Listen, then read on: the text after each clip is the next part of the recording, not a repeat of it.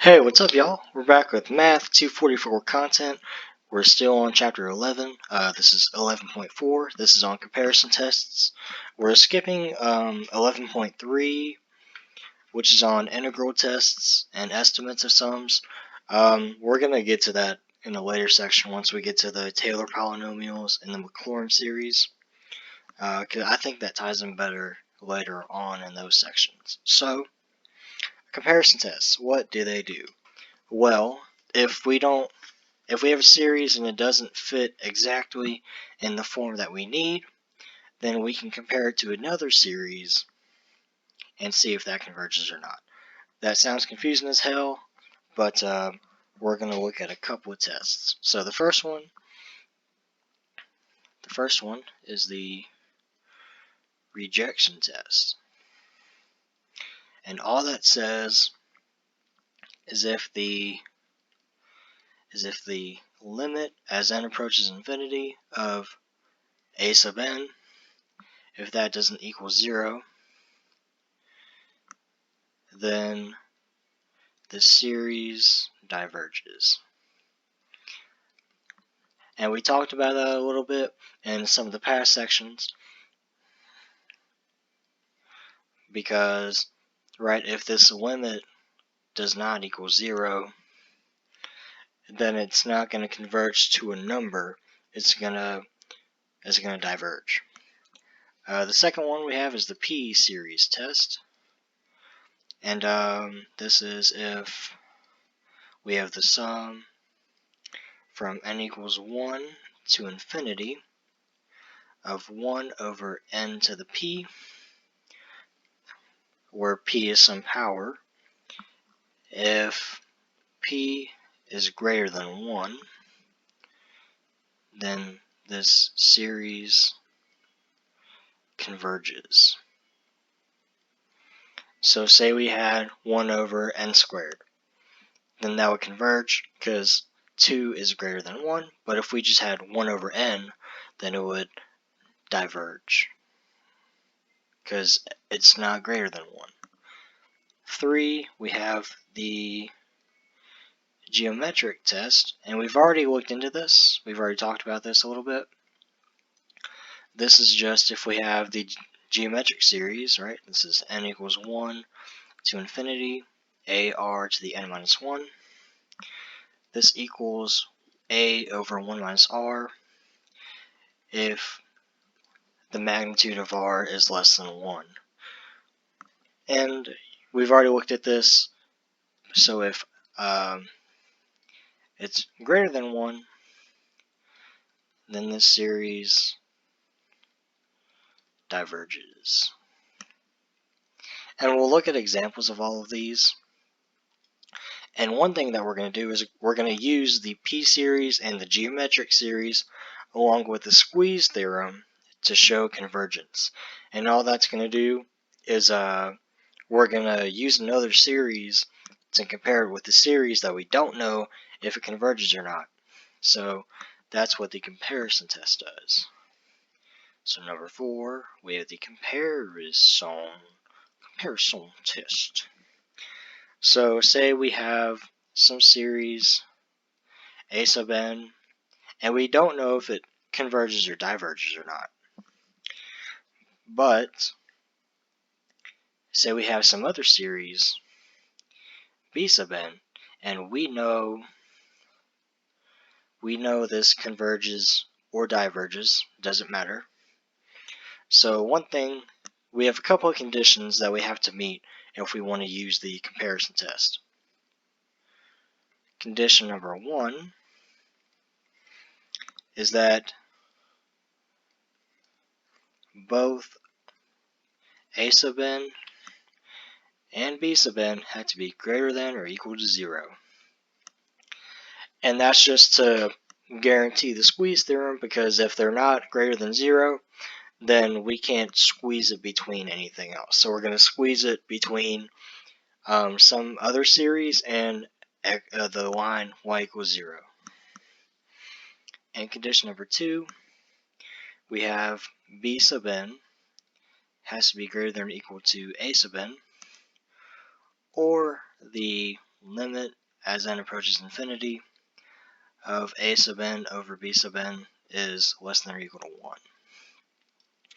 And this is just to guarantee that it'll squeeze between those two values, and I'll graph one in a second. 3, if the series of b sub n converges, then the series of a sub n also converges. And it's going to be easier if y'all see this on a graph. So let's see. This is the n-axis. So say, let me do a different color. We'll do red. So say we've got, actually I'll just stick with green. So say we've got some series, and it's converging to 0, right? This is b sub n.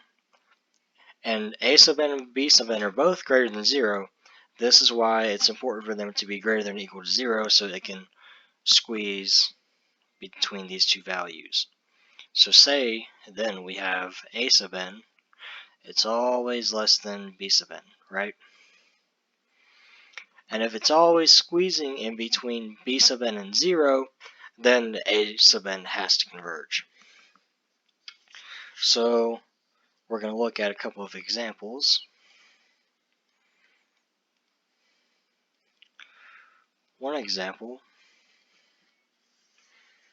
we're going to say, does the sum from n equals 1 to infinity of 5 over 2n squared plus 4n plus 3 converge?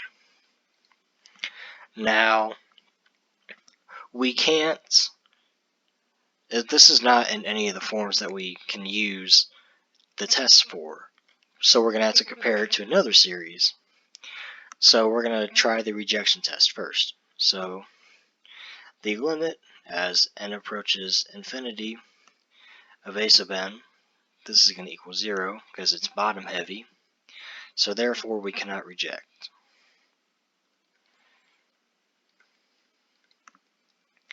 So we have to compare this to another series, right?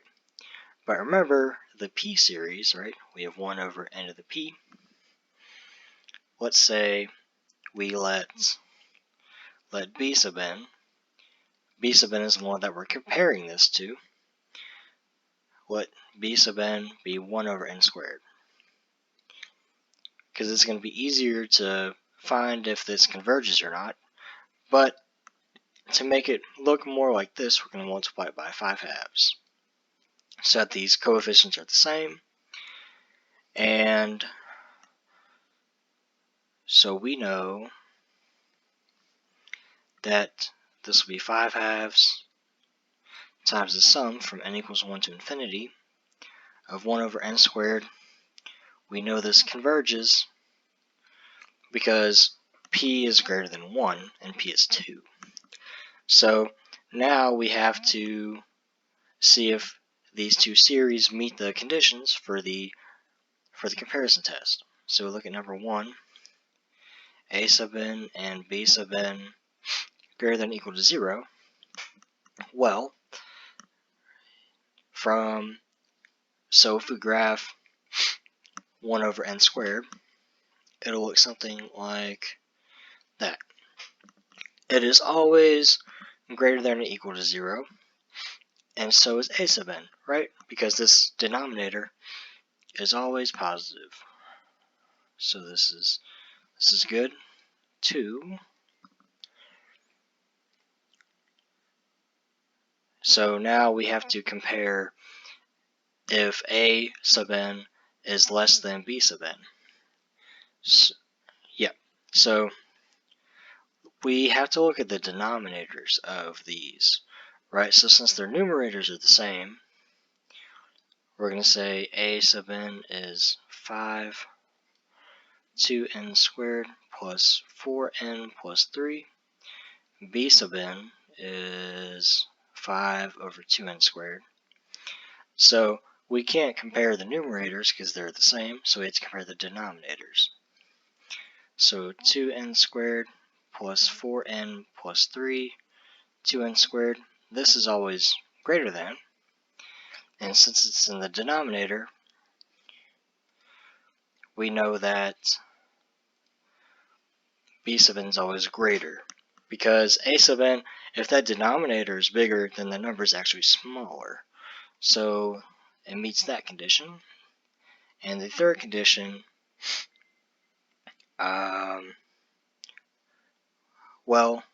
so since b sub n converges, so does a sub n. Therefore, this sum from n equals 1 to infinity of 5 over 2n squared plus 4n plus 3 converges. So basically, if it doesn't go through the rejection test, then you're going to have to go ahead and try and, not do that. Go through the comparison test, find another series that you can compare it to, and see if it converges or diverges. Let's see. Let's look at another example. We're going to look at the series from n equals 1 to infinity of the natural log of n over n. So we're going to go ahead and try the rejection test, because that's going to be a lot easier. We're going to do the limit as n approaches infinity of ln of n over n. This is going to equal infinity over infinity. So we're going to use L'Hopital's rule. This will be 1 over n over 1. This will be 1 over infinity, which equals 0. Therefore, we cannot reject. So we're going to let b sub n. We had to find a series that is similar to this a sub n. So we're going to look at 1 over n. And what's interesting about this is a p series, and it diverges. Right, because it will be n to the first power, and so p would not be less than 1. Less than 1, greater than 1, what was it? P is not greater than 1, my bad. So we cannot say that this converges, it diverges. And it does, with the comparison test, you don't have to look and see if it converges or not. So if we have, right, 1 over n, say this diverges, right? Then this other one has to diverge as well. That was not a great way of explaining it, but we're just going to look at it anyways. So we're going to look at the conditions for the comparison test, which is a sub n greater than or equal to 0, b sub n greater than or equal to 0. They both meet this, so condition number 1 is good. And a sub n greater than or equal to b sub n. Right, so whenever n is greater than 1, the natural log of n is also greater than 1. Right, so this numerator is bigger than 1. So a sub n is bigger than b sub n. And we flipped this because now we're going to see if this diverges.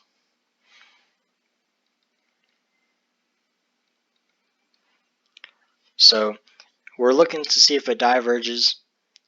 So we want to see if a sub n is greater than, because now I can probably explain this better. If you have a series b sub n, and we know b sub n diverges, This is B sub n. If A sub n is less than that, it can converge. It's gonna have to converge because it's never gonna be greater than B sub n. So it can be bouncing around it. We don't know what it's doing, but if we know it's greater than here, and B sub n is diverging, so if B sub n is diverging, it's going to force A sub n to diverge as well. Hopefully that was a little bit better.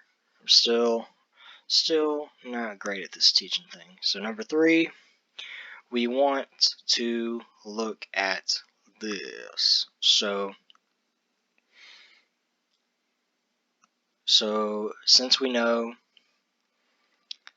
since the sum from n equals 1 to infinity of 1 over n diverges, and ln of n over n is greater than 1 over n for all n greater than 1, then we can say the sum from n equals 1 to infinity of ln of n over n also diverges. So the comparison test is a little bit tricky. Now we can look at the last kind of test. The last kind of test, the 5th test, is the alternating series test.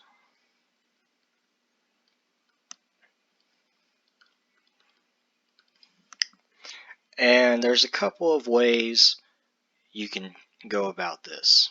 Let's do a different color. Oh my god, this is not working. Okay. Condition number 1. So if this series A sub n alternates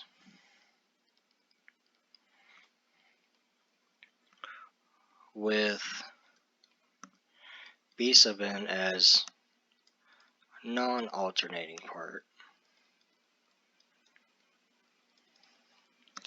Right, so that's just saying that we're going to take away the part that is alternating. So one way to show that a series is alternating is you could do -1 to the n, or -1 to the n minus 1, or -1 to the n plus 1, just to any power of n, because it's going to alternate as n increases by 1, because n is only integers. So if it's 1, then on the next n value it'll be -1. So it's going to keep switching. You can also do cosine of pi n, right? So if n equals 0, cosine of 0 is 1. And if n equals 1, then cosine of pi is -1. You can use the cosine. You're not really going to use the cosine as much. You're going to see more of the -1 to a power. This will be a lot better if we look at an example, because I cannot explain this very well. So say we have a series from n equals 1 to infinity, and as we go through this example, we're going to look at the different rules, I guess you could say, of the alternating series test. So this will be the series of -1 to the n over n. Now, right off the bat, you can see an alternating part right here. So we can say A sub n is -1 to the n, and B sub n is just the series without the alternating part. So if we take away this -1 to the n, then we're just left with 1 over n. And the second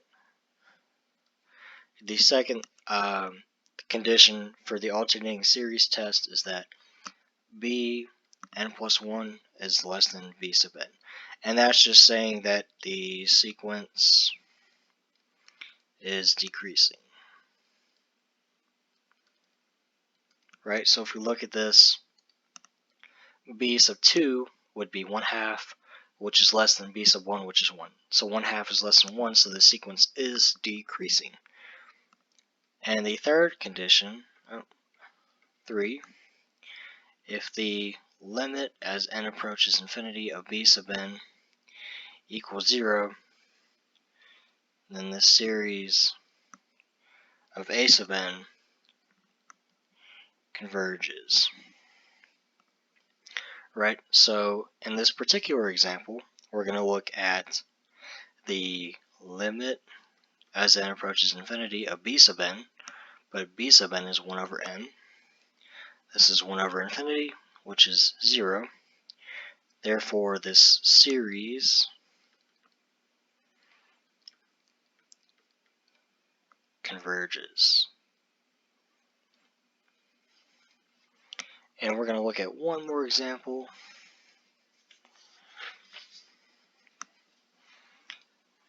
And a lot of times, like on exams and stuff, you're just going to be given a series and you're going to be asked if it converges or diverges, and you're going to have to run through all these different tests to see if it converges or not.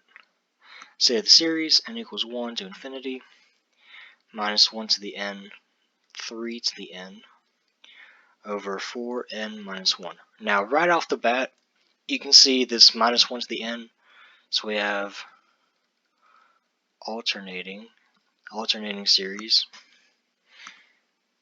So we know this is an alternating series because of minus 1 to the n. Let's do a different color. Let's change it up. Let's go back to, is this purple any good? No. We'll do orange. Yeah, so, right, so if a sub n is minus 1 to the n, then b sub n is 3 to the n over 4n minus 1. Now we have to look and see if this sequence is decreasing. So is b sub 2 less than b sub 1? It doesn't have to be 2 and 1, it just has to be some b sub n and then b sub n minus 1. So if you had 4, you'd compare it to b3. So let's see. If we plug in 2, oh, I'm so sorry. This is not 3 to the n, this is 3 times n. I was wondering, I was like, you can't do this without the ratio test, which we will learn in the next video, actually, right? I think. Don't listen to me. Okay. B sub 2, we have 6 over 8 minus 1, this is 6 over 7. B sub 1, which is 3 over 4 minus 1, which this will be 1. Therefore, b sub n decreasing. So now we can look at the limit as n approaches infinity. N approaches infinity of 3n over 4n minus 1. And since the degree of the numerator and denominator are the same, we can just take the coefficients. This will be 3 over 4. This is not 0. Therefore, this series diverges. I know this was a long video, sorry, but it's really important that y'all get these concepts down, and really, you want to look for alternating things, minus 1 to the n. You're not really going to see the cosine of pi times n, but it's important to look out for that too, because they could be there. And just making sure it meets all the conditions of these different tests and everything. And the comparison test is really nice, because you don't have to, find a certain match. You just have to compare it to another thing. Kind of like the comparison test for improper integrals. It's just like that. So thank y'all for watching, and I hope y'all have a great night.